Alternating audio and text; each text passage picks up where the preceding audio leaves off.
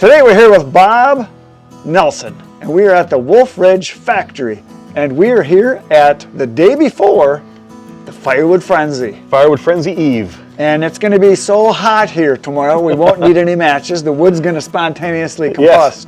So right now we're going to talk about everything that you need to know about this guy.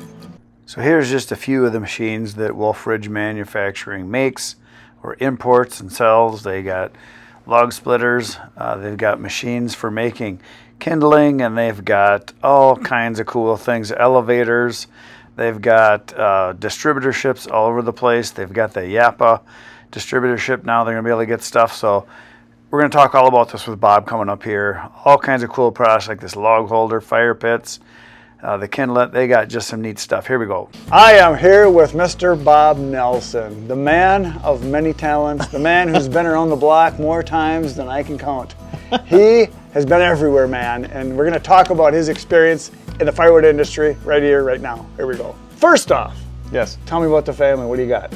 I have I have a wife and 2 children. Nice. I have a 5-year-old boy and a 12-year-old girl. Nice. So you've been married how many years?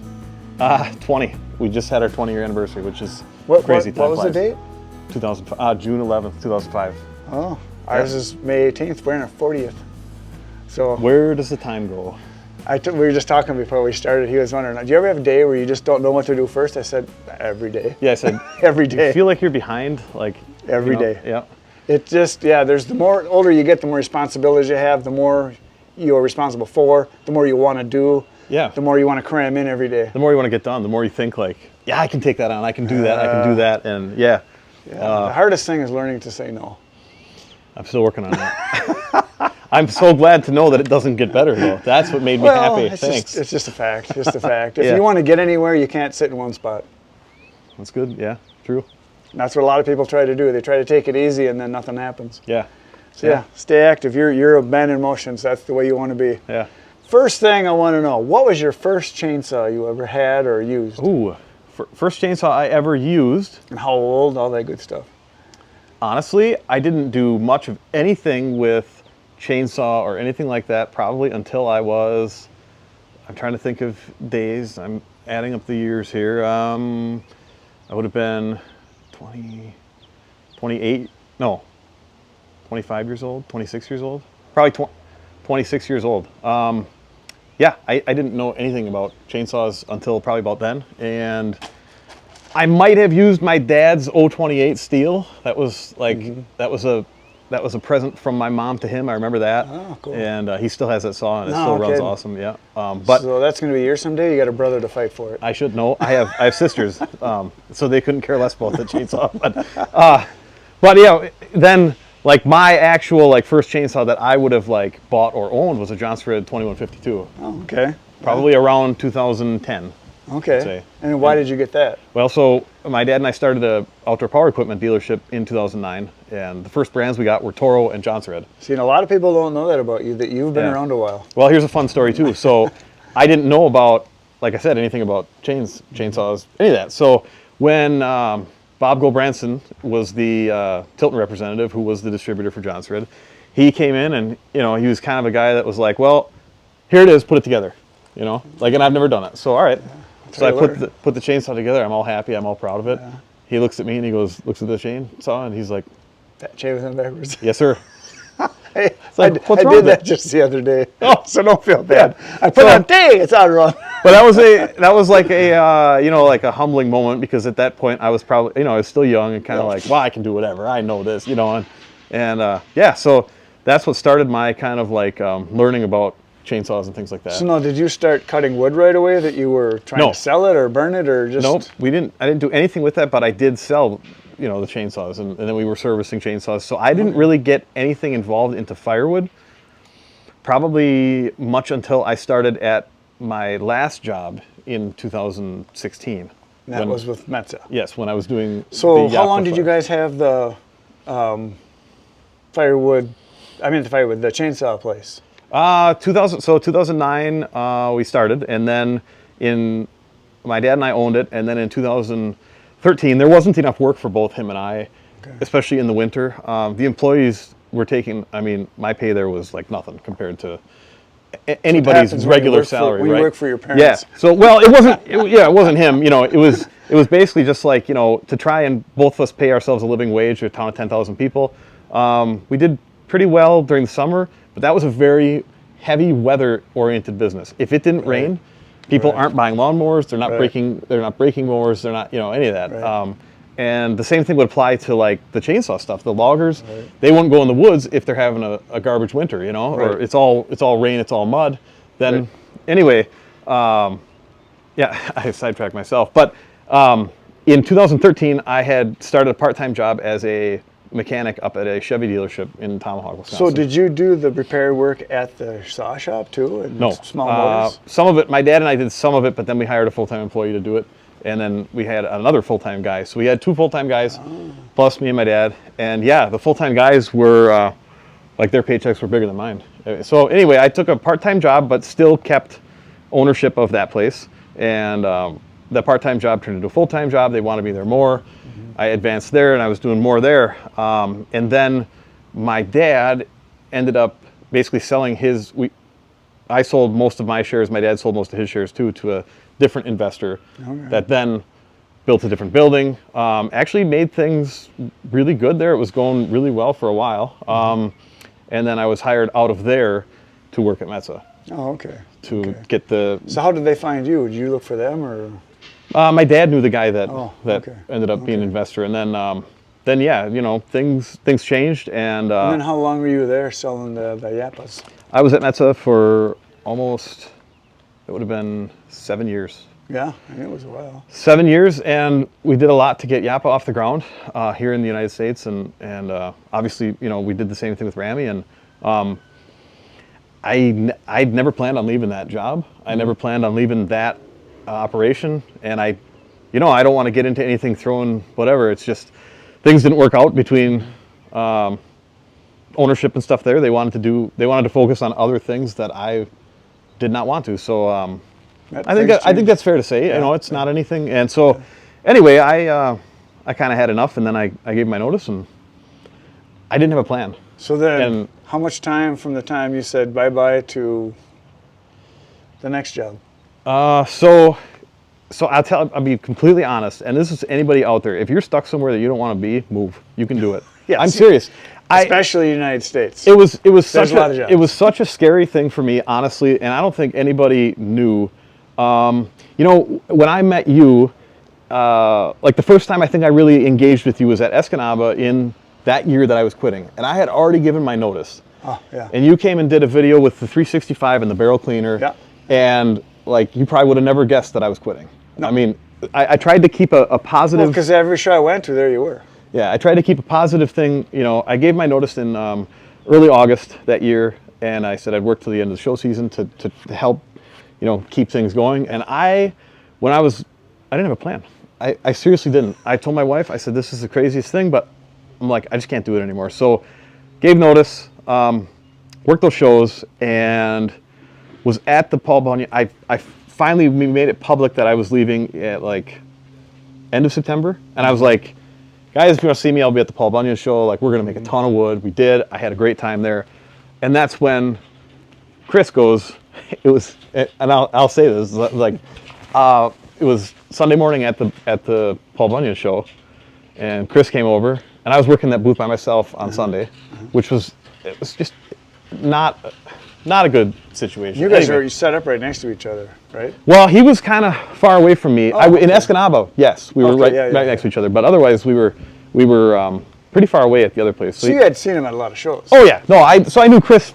We had a mutual dealer in like 2017, and I got to watch him and Andrew Easton grow like this while I was kind of stuck doing this. And I'll tell you what, it was agonizing for me to watch. Not to watch that. I was really happy for those guys, but I was like, why am I, you know, like stuck in this kind of no-win situation? So anyway, that Sunday, Chris comes over and he was like, well, I suppose I better offer you a job before someone else does. And I was just kind of like, okay. Well, and also at that show, I had so many people coming up to me and like giving me a hug and like telling me, you know, because they like knew. Yeah, because I made a Facebook post saying I was done, you know, and I had like so much love at that show. I got I got done. You didn't realize you had friends. Correct. And I was like, all right, I have to stay in this industry. Like, I don't know what I'm going to do yet, but I'm going to stay in this industry. So Chris told me that, and I was just kind of like, well, doing what? And he was like, anything. I'm like, okay, haha, we're joking around. And then I was driving home. It was Sunday night, we pack up, we start driving home, and I get a message from Chris, and it just says, I'm serious, by the way. And I'm like, okay, all right, well, I was like, I'm going to take a little bit of time off. So I took off basically like pretty much the entire month of November. Mm-hmm. I came over and met with him in November, talked over some stuff, and then he put together a job offer for me. I took it, and I'm here. And I'll be honest with you, I had a different job offer outside of the industry that was more money, but I didn't want to do it. It wasn't this industry, and it was like something, it just would have been, it probably would have been good working for the guy, but also like I would have been stuck behind a computer screen, not out with the people doing this stuff. Doing the fun stuff, yeah. And this is a lot of work. There's a lot of fun with it. I still have to do stuff at the computer screen, and you still got to problem solve. You got all these plans and all this, but like it's fun. And I seriously mean this is an awesome industry to be part of. Was part of your decision to not go with the other place not so much, obviously you said it wasn't the money because you would have left, but the fact that you saw potential here? Yes. That you knew it was like this? Yeah, I did see potential here, and I talked with a few of the employees, and like when I came here for the job interview, there were a couple of guys here that I didn't even know, and like Kevin, for example, is an engineer here. Mm-hmm. He's driving the forklift. He stops. And he was like, hey, Bob, he shakes my hand, and he was like, man, I it's nice to meet you, and he's heard all the stuff, and, I really hope you and Chris can figure something out, and I'm just like, oh, okay, like, but that was kind of intimidating, because at that time, there was 25 people working here, and I'm like, coming in, and, all these people are probably like, who's this guy, Yeah. And you're approaching double that now. Yeah, now there's high 30s for people here. Chris told me it was like 40. Yeah. Yeah, and he said there's 3-4 more people they're looking, and he said it'll be constant growth. So yeah, I talked to him earlier, and he just said things are going very well. And I told Bob this earlier today that on my channel, anything I do with your products, people are putting comments that are pretty amazing, which is the truth. They're saying, of all the companies, Wolfe Ridge has a very bright future. A lot of it's because of you. Yeah. Well, not that I want to swap spit with you or anything, but you're doing a great job. Thank you. But you have really done what needed to be done. But because you were given a challenge. Yeah, for sure. And it was like, hey, make this work. And on the subject of like, so my position was to be like marketing manager, right? Mm-hmm. I was supposed to, do the weekly videos, which has been a challenge to get a weekly video done every week. You do it every day. I don't know how you do that, but I'm not as bright as you. But but I've done the weekly video since mid-December of 23. I haven't missed one yet. And keeping the stuff in front of people and trying to answer the questions that people want, and not like try not to sugarcoat the stuff, and try not to oversell. I really don't ever want to oversell. Yeah. Like show the limitations of stuff. Yeah. And get the stuff in front of people. And this import stuff was never a plan. It just kind of happened. Yeah, we're going to get to that. Yeah. Yeah. No, yeah. So now you guys, since you've been here, Chris says your sales have doubled. Yeah. So in a year and a half. Yeah. So that's amazing. And it just keeps going. Oh, he attributed it to me. Well, no. Things were in place that they needed you, because there's in every business, if you've worked in businesses, especially small businesses, it's the positions you fill and having the right person in the position. And Chris said, that's obviously is a big key is hiring the right people. Yeah, absolutely. And getting the right people in the right position to do the right thing at the right time in the right way. And also for me to be able to do my job, I have to thank the guys in the factory build a heck of a product and care about quality. Right. Ben does a fantastic job on the phone with people and the sales orders and customer service. And Bree up front in our office, she takes care of a lot of the back end stuff for the import stuff, which we'll get to. Mm-hmm. But without the team, I'm not a business owner. Chris is a business owner. He would tell you this too. Without the employees, you're nothing. No. These guys really, and right now, they're working overtime to try and get stuff out. They're putting about 25 splitters a week out, And it's crazy. I always say there's like 3 main things you need for a business. You need really good employees, you need a really good product, and then what do you need after that? The sales. Sales. Yeah. If you don't have that, you don't have anything. Sales actually should be number 1. Right. Because if you got customers, everything else you can figure out. Yeah. But if you don't have customers, everything else is like, well, okay, we spent a bunch of money, we did a lot of work, now what? Yeah. yeah, that's a good point. So you got to have the people to do it, a good product, and your sales. Everything else is figure outable. Everything. And there's challenges every day. And they're not going to go away. Yep. Because things change. It's the way it is. Change is inevitable and constant. And you can be, man, how come the outward appearance may look like things are easy, right? But when everything's rainbows and lollipops. Yep. And when you're in the position and everything's going sideways that day, and then you talk to somebody else, like let's say a different manufacturer to show, and you're like, dude, like I'm having a day, and they're like, oh, this is what happened on my way here. It happens to everybody. So when you're having a bad day, know that someone else is having a bad day with you. It's every day. It's every day. It doesn't go away. So the sooner you accept the fact that there's going to be challenges, and just deal with it as they come. I mean, I've been sued before from customers that they thought I didn't do everything I could, and I did everything I could and then some. I even I had to get an attorney and say, here's what I did, here's the steps I took. He goes, you did everything you possibly could have done, including offering them all their money back. Yeah. And they're like, because they were emotionally upset. Sure. But yeah, you're going to have those challenges. And you know, at the time it was like, what am I going to do? What am I going to do? I got to get a lawyer. I was just panicking. Now I look at it, I go, that was nothing. Yep. And now other big challenges come like, just another day. The same thing for me, and for I can tell you for Chris too. It's the same. The first time it happens with any situation that is, you're like, how do I? And now it's like when something stupid happens, it's okay. Well, let's figure it out. Step back, analyze what happened. How did it get to this point? What could we have done better? How do we fix it? That's all it is. Exactly. It's everything's figure outable. Everything. And if it isn't, you probably shouldn't be doing it. That's a good point too.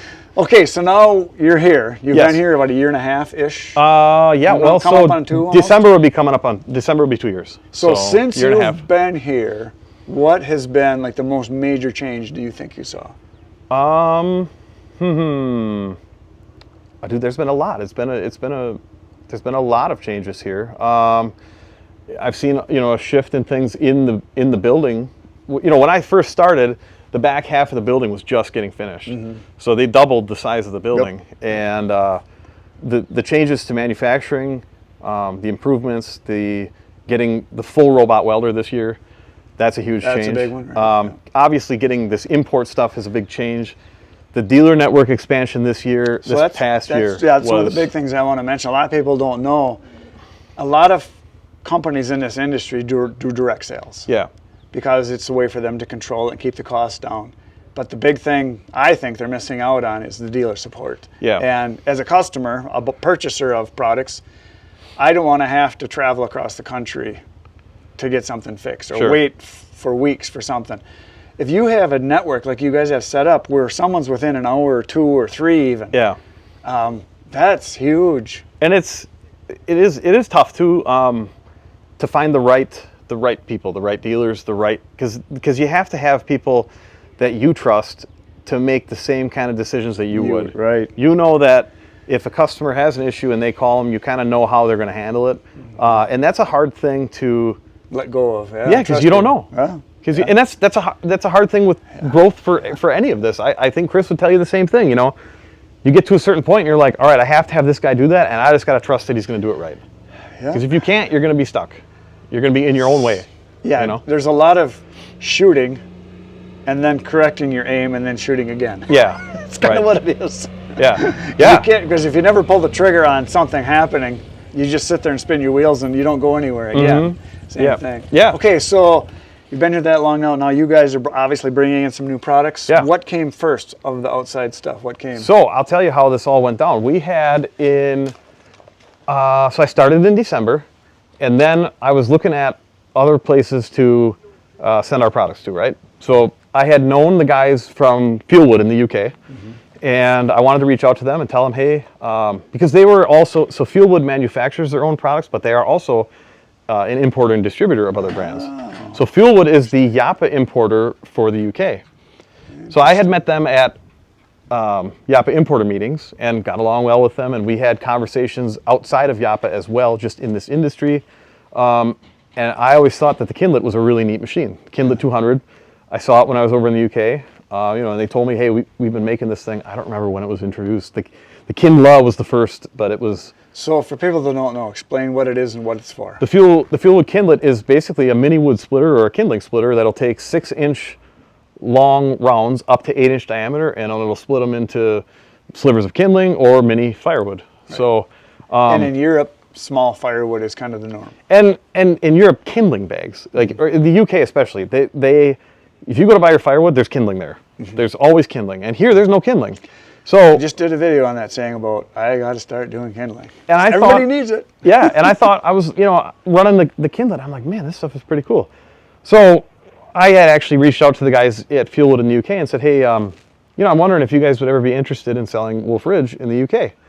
And, I'm like, here, I'm at this place now, whatever. And they were like, well, we can't unless it meets CE certifications, which is their safety standards and all that stuff. So, which are more stringent than what we have. Yep. Correct? Basically, like our machines would have to have, multiple levers to hold.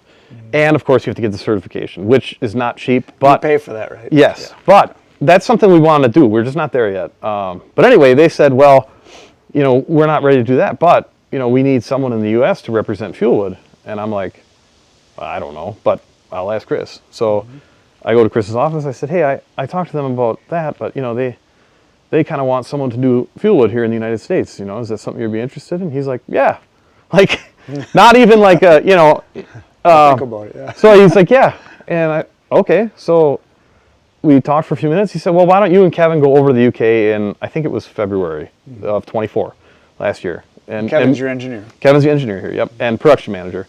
So I was like, okay. So Kevin and I hop a plane, go to the UK, take a tour of their factory. Kevin and Martin really hit it off. Martin is part of engineering over there too. And, so they're going through drawings together, they're looking at all this stuff, and we look at the machines. And so basically, we came back from there and wrote an order. And lead time was pretty long. So we didn't get our first machines until September. And then we brought them to the Paul Bunyan show, and we sold everything we had. So when you get a new company like this, because now you've done it, you don't say anything until you got product in hand, because otherwise so that's a gamble. That is a gamble, and that's one of those things where you can sit around going, what should I do? Should I do it now? Should I do it later? Whatever. So what I did was I basically shot all the video and stuff over in the UK in February when we were over there.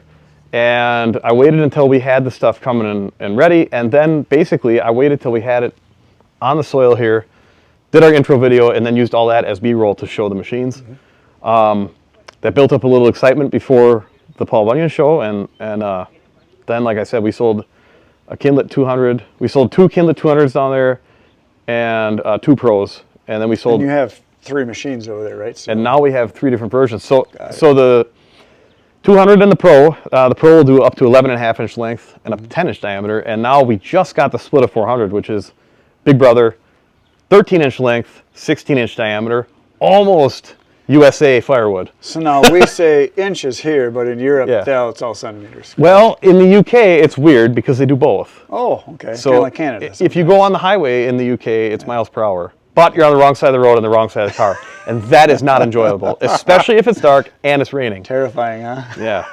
I I drove there once before and I'm like, I hate this. And we got to the airport and I can drive manual transmission. In fact, I love driving manual transmission. But we get to the rental. Yeah, we get to the rental place and Kevin's like, the lady's like, oh, do you want to, you're signed up for an automatic. We can save you a little for a standard. And I'm like, no, I'll take an automatic. And Kevin's like, oh, what? You can't drive stick? You should get the stick. And I'm like, okay, dude. I was like, you want to drive on the wrong side of the car, on the wrong side of the road, with a shifter on the wrong side, you can do it. And he's like, okay, yeah, you can get the automatic. Is the gas opposite? No, those are the same. Well, why wouldn't they switch that? Oh, man. But I'm like so paranoid about like hitting the curb or hitting, you know what I mean? Yeah. But yeah, so Fuelwood came first, and then that stuff has kind of taken off, and eventually they are willing to work with us to have us manufacture the stuff here. So, really? Yeah. Nice. Does that save a bunch in production? For shipping and all that? Yes. So basically, they would be able to kit us, like, let's say, send us kits for all the other stuff, because people, you don't think about how many years of R&D they have, like in this Kindlet 200. Yeah. You know, they're like, the cylinder in that thing, it's going back and forth. It's a 2-second cycle time. Yeah. So he was like, that cylinder, they went through like 12 renditions to get to the cylinder that works. So I'm going to do a tangent right here. Yeah, let's do it. The reason I'm going to do this tangent is because I get people asking me all the time, how come you don't buy any of those Holtz Forma knockoff Chinese saws? Number one, because they're not very good. That's number one. But that's not my main. My main reason is they're stealing the development, the engineering, everything from the companies that developed it over the years. And I just think it's wrong, which is why I won't buy one. So the reason why I wouldn't buy one, like I said, all the major companies, Echo, Stihl, Husqvarna, have decades of engineering, research and development, fine-tuning, improvements, ergonomics. I mean, they constantly are evolving. They stuck all the money into it. They set up all the networks. They did all that, and then somebody in China makes an exact copy of it and sells it under a different name. I just think that's wrong. I'll tell you, it's just not right. This happened with the Kindlet 2. No, okay, like log splitters, you can only do it so many ways, right? Like a horizontal, a vertical, a X-blade, whatever. Like everybody's going to have stuff that's kind of similar, but like the Kindlet 200, there was a company over near the UK. It wasn't in the UK, but there was a company over there that bought a Kindlet 200 as like a regular guy, and they almost carbon copied it, and then it was their colors, and it's like, wow. It's just unethical. You know? Yeah. Number one, it's just not right. Yeah. If you like it that much, design your own. And that's happened. There was another company, I don't remember who it was, but Hockey Pilkey had a 1X, and I think it was a Hockey Pilkey 1X37. I could be wrong, but I know it was a Hockey Pilkey machine that some other place over in Europe knocked off, right? And then brought it to some show with their own stickers and all this other stuff on it, and they won like best new product at the show. And it was like, are you kidding me?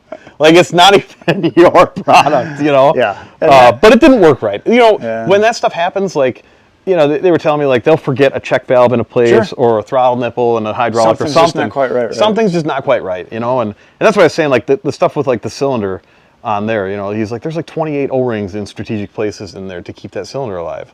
Right. Well, somebody will look at that cylinder and go, oh, I can just grab one of those as long as it's this size, it'll work, and it won't. So yeah. And I just believe in paying the creator, which is kind of like YouTube too. I mean, there's a reason why things are set up the way they are, and you can't just copy someone else's stuff and make money on it. It's not right. That happens on Facebook, and it's extremely annoying. We have somebody made a carbon copy of our TikTok account on Facebook. Sure. Like their Facebook username is wolferidgemfg.com. Seriously.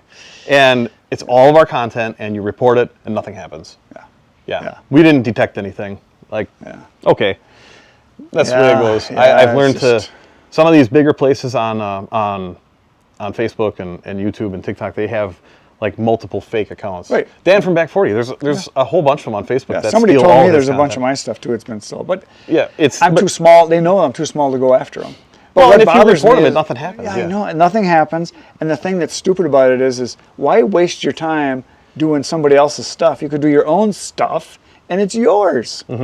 I just don't get it, but I'm that way. But because I'm obviously, my background, I've been a professional photographer for 45 years. Yeah. So if someone copied my stuff, places, labs would see it and say, oh, that's his. Yeah. And they report it and say, you don't have permission. And people would come in once in a while to our business and say, hey, I got these pictures from you like 5 years ago, but I want to use them for my graduation announcements. I want to make a picture to give to grandma and all like that. It's like, well, yeah, we still have the negatives. We still have the raw images. We still have the JPEGs. We can make that. That's what we're in business to do. Yeah. That's our product. Yeah. We can do that for you. Yeah. Well, yeah, but a lot of people don't get it. But, and today's, especially with everything that goes on with copying, especially music, is huge. That's why they went through all the stuff that went on. And it's just the way it is. You got to protect yourself because people will borrow it permanently. Oh, yeah. Right. So that's enough of a tangent. So let's go back. Fair. Let's go back to your machines and what you've got coming in. Yeah, all right. That pretty much covers the Fuelwood. The split of 400 we've got. there's something bigger coming later this year. And that was on my questions to ask you if there's anything exciting coming down the road. Yeah, there's excitement coming, in other words. Yeah, man, there's a lot of stuff in the works here too. Everybody keeps asking, is Wolfe Ridge going to build a firewood processor? The answer right now is no. And there's a reason why. Yeah, there is. Yeah, because you now have. Well, now we have Yappa. So the stuff you used to sell. Yeah. Now, because of what happened in the past, I don't want to throw shade on anybody, Correct. but there's a reason why they lost their dealership, correct? So, and this happened first with Ramy. So, I'll tell you, we did the Fuelwood stuff in February of last year, right? And then we got it in our hands in September sometime.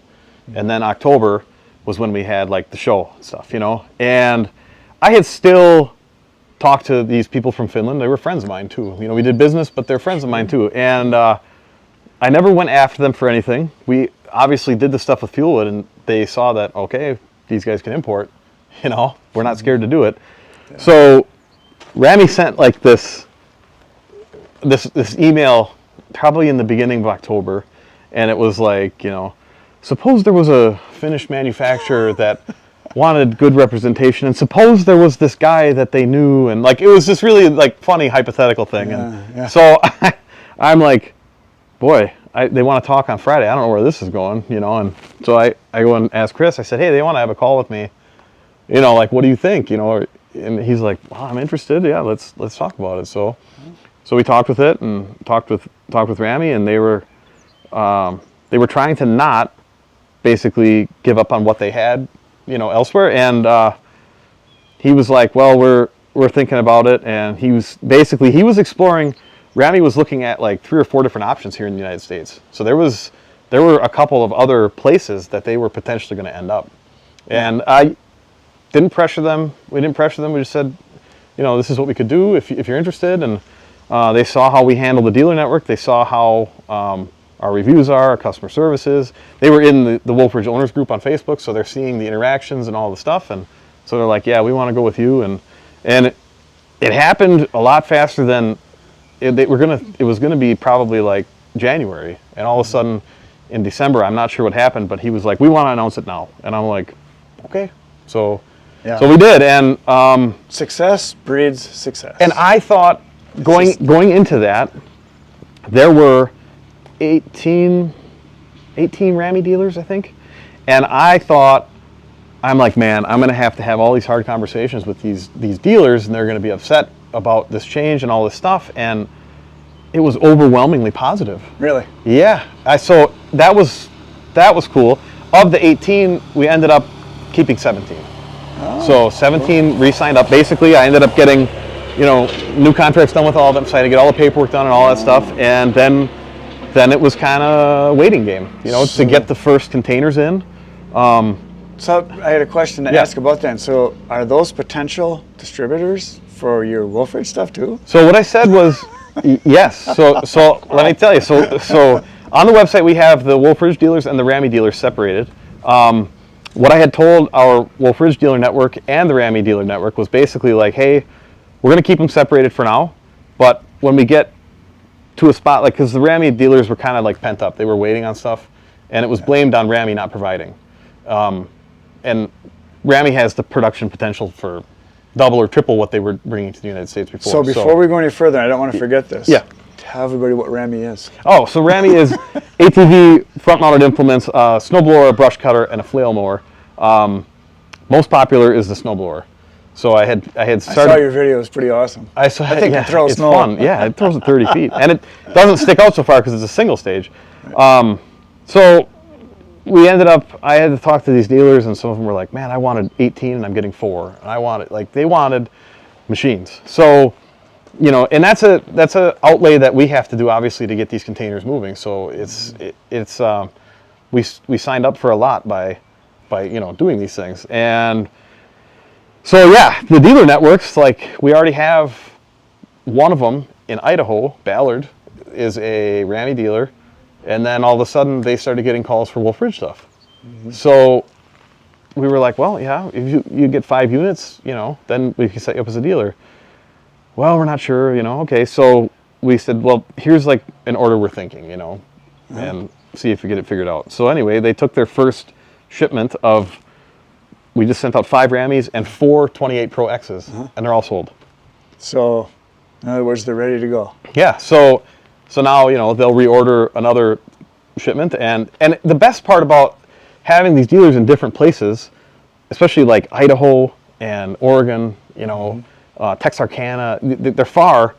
If you ship one unit from here to there, you know, you're talking $1,500 for a regular 28 Pro. Which is what a lot of the shipment is for a lot of products in any industry. Yeah.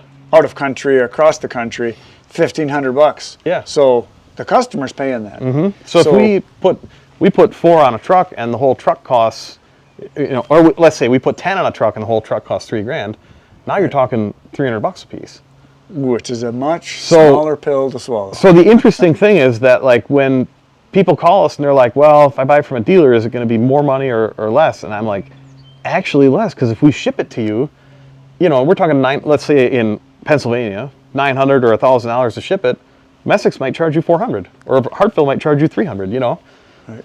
So that is a big selling point for the dealer network, right. for the tools, you know, to be able to for do everybody involved. It's good for you, it's good for the dealers, it's good for the customer, and the customer then has a place. Yep. If they're a guy like me Yep. that can barely tell which end of the wrench to hold, I can do basic stuff, but I want to hire a guy. Yeah. Because I want to do what I like to do. I want somebody else to, like I always tell people, I don't do my own dentistry. Yeah. I hire a guy. Yeah, that's fair. So- Yeah. So the Ramy stuff happened in December. We got our first container in. When did we get our first container? Probably April, and we're just about sold through that container. And the second container will be here in about a week. So the timing is really good for that.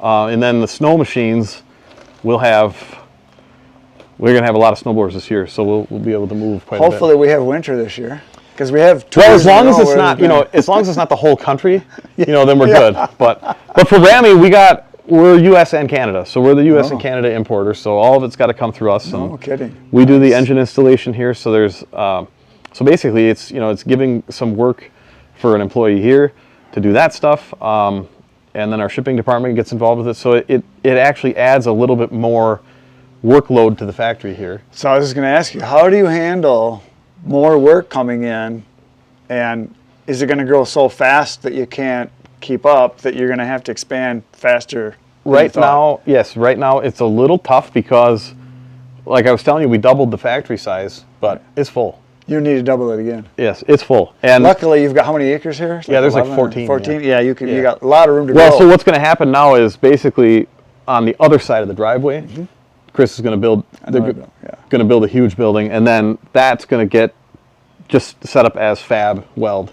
And then in the other building, we'll have our own powder coat facility. That's what he had mentioned last year, that's in his plans for he said maybe a year or two you might do your own powder coating. Do you think you'd build it big enough that you could do other people's powder coating, or? Potentially, that's part of the plan. The system that they got quoted out was to be able to do ours and others. And the idea... At what volume, though? I mean, in 2 years, your volume could double. That's the hard part. And that's what Chris had said, too. Like, they built the first building, and he's like, oh, man, like, you know... And they don't give those away. And, yeah. So, and then, building the second half, obviously it's a big investment each time. And then he's like, man, I don't know, this is going to be too much. And now it's like, it's not enough. But he's been very good at, like, taking charge and making the decisions and doing it, but also being careful enough to make sensible decisions. Yeah, you don't want to stick your neck out so far Right. that if you get caught doing something really stupid, that it really hurts you. I mean, Right.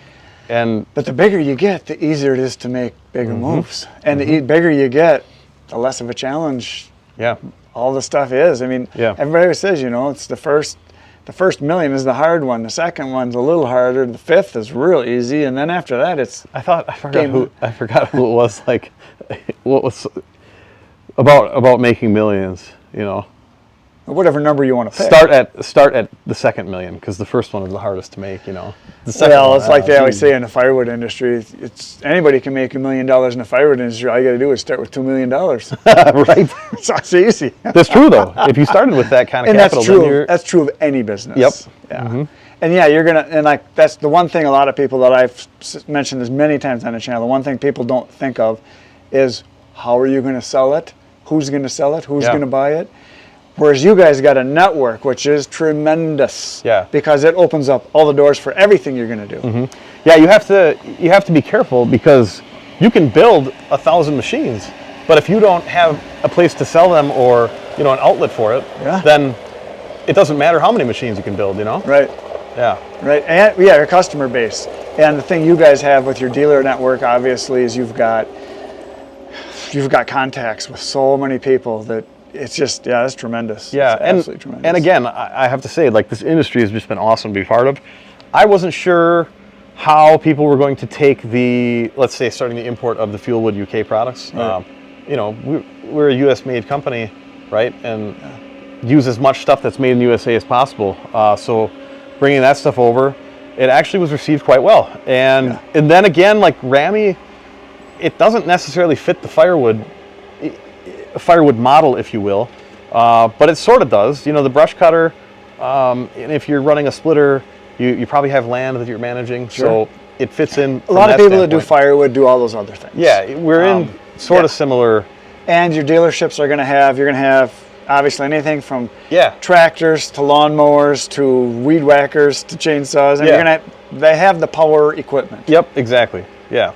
And that was one thing you said I remember you telling me one time, I don't know which one it was it Metza? Not Metza, that was a bad word. Was it, I'll take that out. I don't care. You said it, not me, I don't care.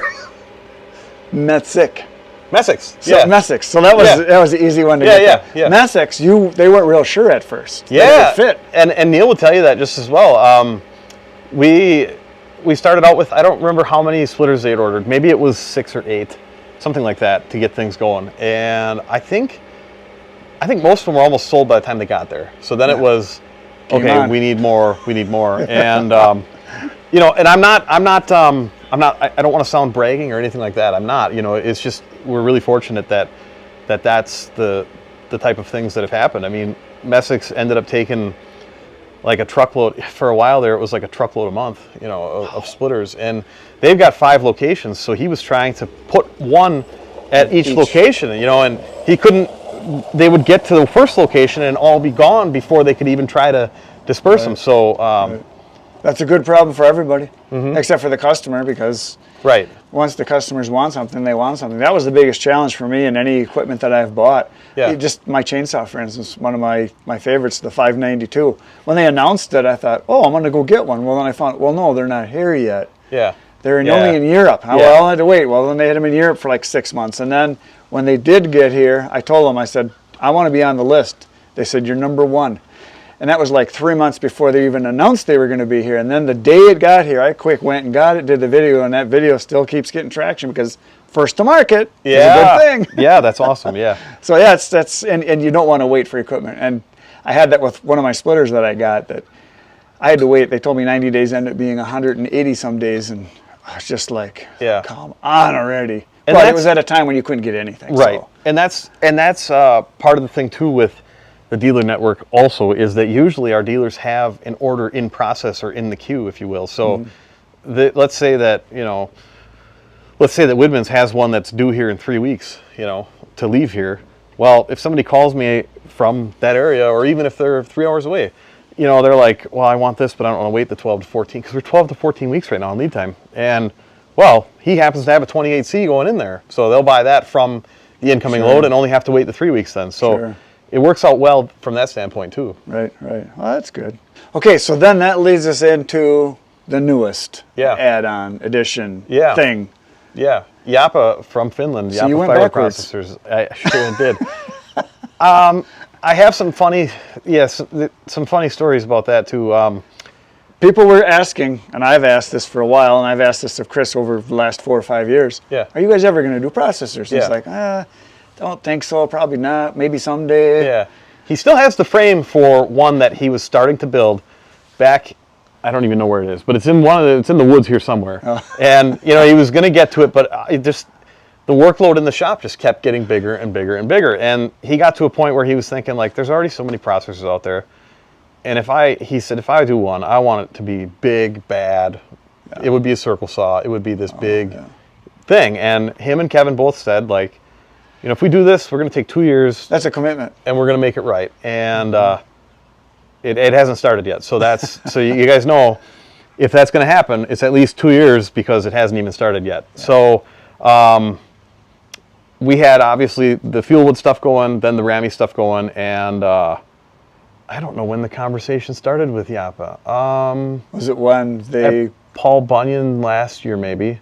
They came and visited our booth, and we just talked to them and whatever, And was that because they knew they were going to pull the distributor? No, I don't think at that point. I don't think at that point it was there. But they were just come and say hi to me, and I introduced them to Chris, and they walked around the booth, show them the stuff, whatever, and So then there was conversation at the beginning of this year where they were like, hey, because they had contract with the other distributor, and so they're like, well, that contract is coming up, and we might be looking at different stuff. Would you guys be interested? And I'm like, holy crap! Did you do that? I was like, man, like, that's crazy. I said to Chris, and I couldn't even get the sentence out of my mouth, and Chris was like, yes, like he was. It's a good fit. He was ready for it, and the cool part is, like I said, I've known Chris since 2017 or 18. I can't remember, but we had a mutual dealer. I was running like a Yappa 385 in that booth. He was running his splitters. And I remember him looking, and he was like, man, or the 315 he was running. He's like, this thing is fast. And it's like small. The 315 is only does 12-inch diameter, but it's a fast little machine running off a 13-horse engine. Like, it's, So I think he was always kind of like, thought those were cool. And him and I got along really well. And everybody gets along with you. Last year at the Frenzy, Jerry came from Hartville. So he's a dealer for Wolfe Ridge. He's also a dealer for Yappa. Oh. And he come rolling in here with a 405 on the trailer, and I'm like, oh no, like, why is that here? And I was joking to Chris. I said, oh, when your past comes to haunt you. So you know what he says? He looks at me and he goes, no, that's your future. And I'm like, okay. And here's what makes it even more interesting. We bought a Yappa 405 in April at a customer that bought a Fuelwood Kindlet Pro, and he's just telling me how much he hates this 405 that he's got, this Yappa. And I'm like, oh man, like, it just wasn't set up properly. So I said, well, Chris, this guy might want to sell his Yappa, or, we can help him sell it or something. And anyway, he ended up selling it to us for a good deal. We had a Bell's 4000 that we were running in the yard here to make firewood. Yeah. And of course, that was the thing of like, oh, they're copying a Bell's. But no, it was here to just make firewood. Yeah. Well, Chris sold that last year. Drove it out to, I don't remember if it was Montana, somewhere, but he blew 3 tires on the way there. Oh, dude, what a miserable. That sounds like a good story. Yeah, that's a good story. You should ask him about that sometime. But anyway, we didn't have a processor then, and then we're like, all right, it'd be really nice to have a processor to cut the rounds for the kindlets and the splitter, because doing that with the chainsaw is kind of, So anyway, we bought that 405. It's not near as good of a cut, correct? Correct. It's a much better cut with the machine. Yeah, well, it's got a positive stop on it, so you're always getting the same length. Right. And a nice square cut. That's what I was getting. Chainsaw, yes. You can. Yeah. Operator can screw it up. But the funniest part about all of this is that 405 that's sitting in the yard now that we bought from the customer is the same one that was on Jerry's trailer last year at the that Frenzy. One right over there. When Chris said that's your future, it's that actual machine. So just so you all know, you're going to see all these machines at the end of the video. Yeah, we'll walk around and point them all out. But yeah, so we got that 405 first, and then Yappa came over and met with us in April to discuss potential possibilities and things like that. Yeah. We had good meetings. We had to iron out some stuff with potential contracts and all that, and then we had the contract. The contract with the last distributor ended like June 1st, and ours started like June 10th, I think. So. Nice. So right now I don't have the pricing and information on the website yet, but I will. Getting ready for this event was quite crazy. Add that to the mix, and my normal job duties. It's been quite a lot. So tomorrow you're gonna have how many people? You guess? Last year was pouring rain. We had between 150 and 200 people. Yeah. So I would suspect that we're probably in that 200 range tomorrow. Yeah. That'd be nice. It's nice. I know I've had at least 15 people on my channel that commented, "Are you going to be there?" I'm coming. Nice. Like, well, good. They're all coming because of you. No. Yep. No. You draw them all in and then go hide. No. No. Usually I have to ask permission to go to the bathroom. I mean, because people watch the channel, they want to talk, and I want to talk to them. Yeah. The problem, as you know, being in sales, Yeah. there's a lot of contact, and they know me better than I know them. Yeah. Because they watch me, and so I don't even know what to say sometimes. It's like my brother Kenny always says, it's just weird that they know who I am. I say, well, they watch it. Yeah. I had a guy at Escanaba, whatever, it was like probably 4 years ago now, where he was like, I like your videos, I watch it, for my last job. He's like, I like your videos, I watch them all, and blah, blah, blah, talk for a few minutes about processors and stuff, and then he goes to leave, and he was like, and I said, I'll see you later, and he goes, yeah, you won't be seeing me, but I'll be seeing you. I'm like, that's a bit weird. Yeah. When you put it like that. Yeah, I don't think they mean anything. No, I know. It's just like, one of the guys working with me was just like, dude, that was weird. I'm like, yeah. 99% of the people are great. I agree. There's always one you kind of go, yeah. Yeah. It's just part of being in the public. Yep. Part of being in the public. public. And the comments section, most of the time it's good. Sometimes you get a turd in the punch bowl. Yep, exactly. Yep. You either ignore them or just block them or yeah. So I hope your day gets better. Usually what I find is the people that are regular viewers will jump in and say, hey, he was either just joking or you don't know the backstory or you're being a turd. Don't be a turd. Otherwise, people will, because they want it to be a nice place to be. Yeah. Yeah, and YouTube wants it to be, and I want it to be. I can tell guys all the time, I am not in control of the playground. YouTube is. Mm-hmm. I'm a person there with a whistle to say, hey, this person's out of line. You do something with them. Yeah. People don't know if I report them, they're reported, and that goes on their record on YouTube. And if they do anything in the future, they can eventually get taken away. So, but they don't get that. It's a clean place compared to some other platforms, as you know. Oh, for sure. Yeah. Right now we have one of our brush cutter video. One of those shorts is going crazy, and once it gets to a certain, I would say 100,000 views. That's where it gets weird. Then all of a sudden, these people crawl out from the rocks. It's not the people that are involved in it. It's someone else shared it, and someone else saw it, and they're like, that's stupid. Right, because they don't understand the context or what it's for, why you're doing it, or the intent. They have no concept of what's going on, and they'll just shoot out whatever comes out of their mind. And you're going to get that. Yep.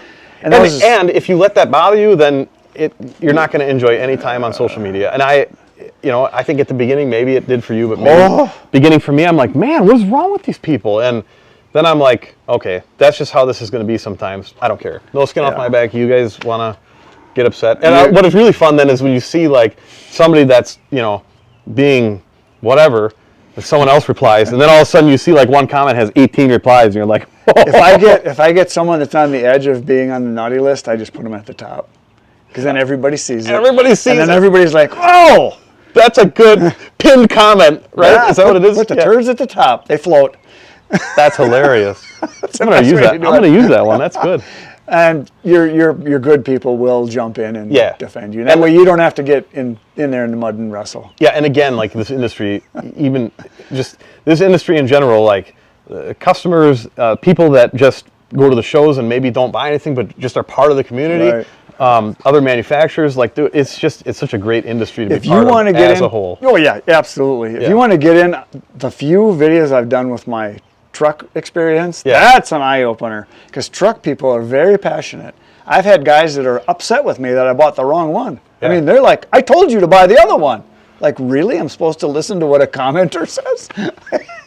You can't make everybody happy. No, you'll never. Nope, exactly. And if you think that you can, you're going to be set up for... You're going to be miserable. Yep. So what's in the future for Wolfe Ridge? You already talked about you got more stuff coming. Yeah, so I should talk about the new Wolfe Ridge stuff too that's out and about. So in the yard right now, we have the 17XS. You have a 17RS. Yep. Well, we took basically a 22RS and put the 17-ton cylinder on it and a dump valve.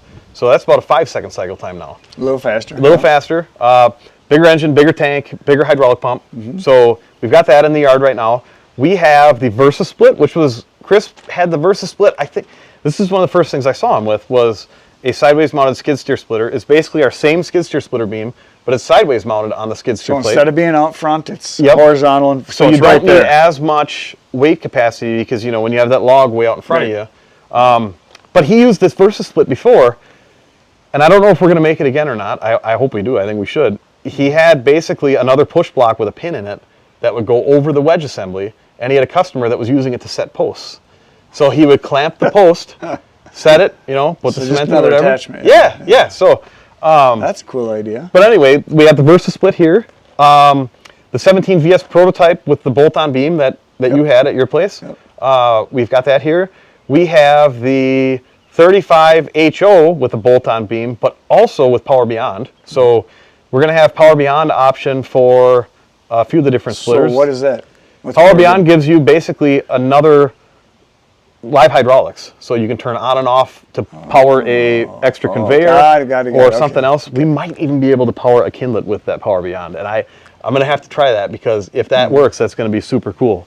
But we're using a stack pump on those machines, so when you use the Power Beyond, you're not stealing anything from the splitter. Got it. So if you have that Power Beyond running a conveyor constant, your splitting force and time and all that, none of that's going to get affected. So are some people using your power pack for that then? Is that? Yeah, so the power pack gets used for the disc cleaner, which is also, we had the proto at Paul Bunyan, now we've got the production one here, and it's working so nice. I'm going to have a clip at the end. It's working so nice. Anyway, the Power Beyond will be offered on, I think, 3 of the different lineups. So we'll have it on the compact commercials for sure, we'll have it on the HOs for sure, and later this year we'll be working on a 17 VS with Power Beyond. Oh, cool. So if you wanted to add a big, like 24-foot conveyor, right angle next to your VS, that would be the ticket there. So, cool. So those are some of the new things there. The fire rings we got the grill kits done for them. Yep. And it works really well. I've used it personally. Are we cooking out tomorrow? Are you going to have anything cooking here? I won't need the grill. It's going to be 96 degrees. So we'll just put some piece of metal out, and I think we'll get that hot enough.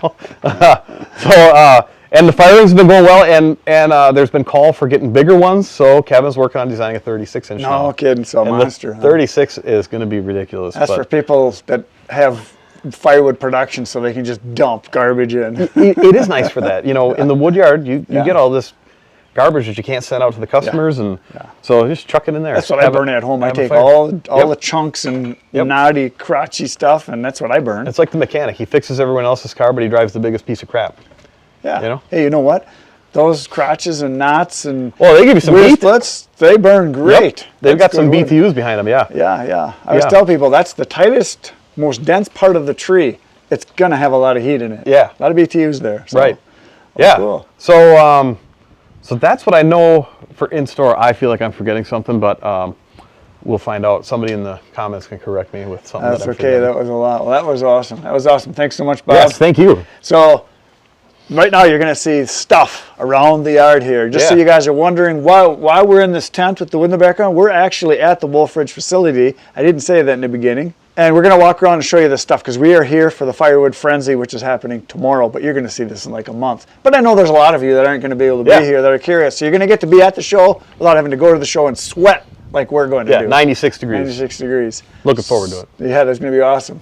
So if you're listening to this as a podcast and you're not watching this on YouTube, right now you're missing out on all the splitters and the processors and all the cool equipment that is in this video on the grounds of Wolfe Ridge. And you're getting to see all their new cool stuff right now, but you're not there, so you need to go there and watch it. So it's about 10 minutes of machines running, and you're going to get to walk around to see all the cool stuff, so go check it out.